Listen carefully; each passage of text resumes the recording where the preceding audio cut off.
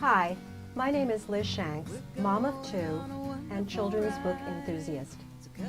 I would like to welcome you to Liz's book Snuggery, which features Liz's Picks videos where you will find some of the best reads in children's picture books, read aloud segments, Way Back Wednesdays, where I'll dig up an essential classic from my library to share with all of you.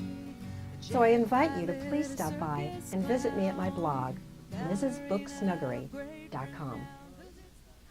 Our picture book selection for today is Tea Cakes for Tosh by Starling Lyons and E.B. Lewis.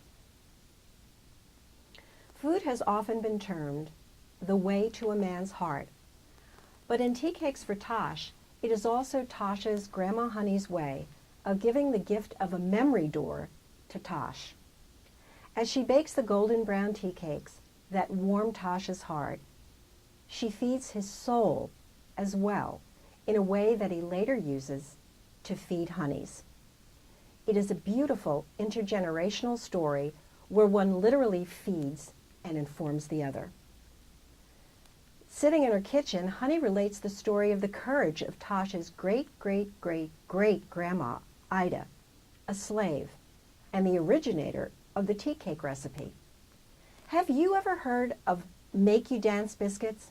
I never have, and I'm sure if she made them, they were out of this world good. As Honey's words make the veil of time disappear, Tosh can practically see and hear Ida rolling out the dough for those tea cakes. Sadly, these are tea cakes that Grandma Ida is not allowed to share with her children or any young slaves. But on some days she does. Hiding them in a pocket that is exactly the right size for a tea cake, she passes on to her children, quote, a taste of sweet freedom, close quote, risking being whipped for doing so. As she passes the tea cakes to each child, she calls it a promise of days to come. The illustrations of Ida are wonderful. They show a dignity with which she leads a life of slavery, made more sharply indelible through a series of sepia-shaded drawings set against light. Hope in a tea cake is what I call it, and sometimes it's enough to keep despair from settling on the shoulders of the young. As Tosh and Honey continue to share time and memories together, he notices small changes in Honey's ability to remember formerly simple things. Where she parked the car in a crowded lot on a trip to the grocery store, her sister's phone number. And finally, a day arrives when even the tea cake ingredients elude her. Tosh steps in and gently prods Honey's memory until it all comes back. Tosh asks his mom about Honey, and she explains simply that as we age, people's minds have good spells and bad spells. She simply says Honey's memories on some days may be clear as daylight. Others may turn hazy.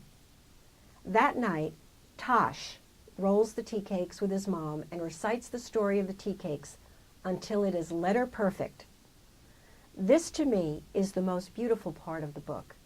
Tosh takes the tea cakes to Honey, and through his words, recreates vividly for Honey the story of Ida that she had gifted to him.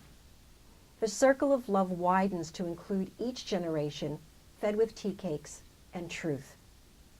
And she gave each child a tea cake, Honey and Tosh said, their words flying free, a promise of days to come. Tosh has been given the gift of a memory by Honey, and he continues to return it with love. If her gift is the tale and taste of freedom, his is the freedom from the loss of that precious memory she held in keeping for him. In addition, Ms. Lyons provides the recipe for her grandma's tea cakes at the end of the book, and if you're like me, you'll surely want to sample some. Simple and sweet, like a memory. Listen, learn.